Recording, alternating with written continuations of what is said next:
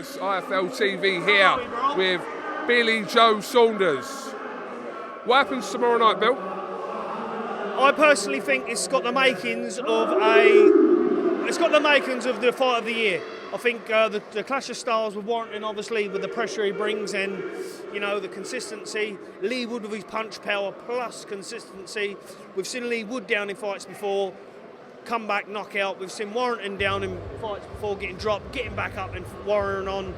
It's going to be a good fight. But obviously, my stablemate and my man Lee Wood, been watching him closely, especially this last couple of 3 weeks. I've seen improvement after improvement in the gym, and I like what I see, and I'm going for a Lee Wood tough points decision or late knockout.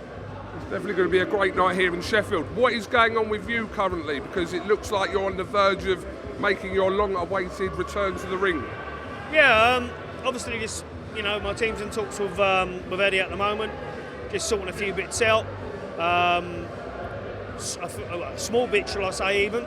So we're looking at a December date. I'm just waiting for Eddie to give me the sign, and, you know, hopefully to get out there and do the business. We're assuming that it will be, say, a comeback fight. You've been out for so long, so it will be kind of a tick-over fight. At the moment, they're just looking for somebody in the graveyard. We're going to find him. We're digging him up in the graveyard. Now, listen, I said to Eddie, look, I don't mind bringing someone over who's got a bit of a name. I don't expect him to fight Muhammad Ali's first fight, but that's what I'm back for the big fights. So what is the big fight that you're looking for right now? Well, look, you know, you've got these Americans now. You've got, obviously, Caleb Plant. You've got one of the Charlos. You've got Benavidez. You've got Andrade. You've got a few names there. Okay. There's a Brit that you're missing from there. Is Eubank in them plans? No, listen, I think obviously he's doing his thing at 160 at the moment. I'm never going to be 160. You know, I'm a 168 fighter. So, you know, it shows me even coming back a light heavyweight my first fight. That's just being more safe to the body rather than anything. So, you know, we'll see when he steps up to 168, he can be in the mix and in the talks, but at the moment, he's only a 160 fighter and he's a middleweight. What did you make about his comments regarding Canelo? Called Canelo out after Canelo's win over Charlo again? Look, I'm not being rude when I say this. I love the Smiths, and I think the Smiths are a brilliant boxing family. They know the game inside and out. The first time when that fight got made, they played it. The execution was unbelievable. The second time was patch him up and chuck him out. But that wouldn't have been the brothers and the dad. That would have been Liam Smith himself. It's a lot of money, obviously, to walk away from. I can understand that, but there was no difference than him and a punch bag in there. He's a good fighter, Liam, but when you're injured and you've knocked down, I know what it's like to go and lose 40 pounds. I know that myself. I know how you feel, but there's times and places for that. If I would have been him, I'd have went a complete different route, and I'd have had the rematch when I'm ready. That's the only mistake I can look on Liam's part, because both are 100% fit. I still fancy Liam to beat him if they had the third fight, 100%. But when you're going with injuries, man, this is boxing, this is fighting, it's war. You can't just, it's the only game you can go in illegally and get killed. You can't go in there patched up, you know? We've all done it, we've all covered up injuries, but when you're losing that much weight, plus the injuries, they count for a lot. And you could see, he couldn't even let his hands go. So, you know, we see what happened in the first fight, and I think myself personally that Eubank, he's missing a lot. So in regards to him calling Canelo out though? Mate, it's just pointless even talking about it. Oh, well, it's a payday for him. He can't get a payday.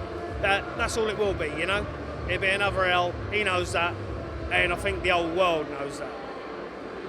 Kind of Benn-Eubank, Eddie Hearn said is very close to being announced for December 23rd. What do you think about that? It does look like that's a very likely chance that fight happens this year now.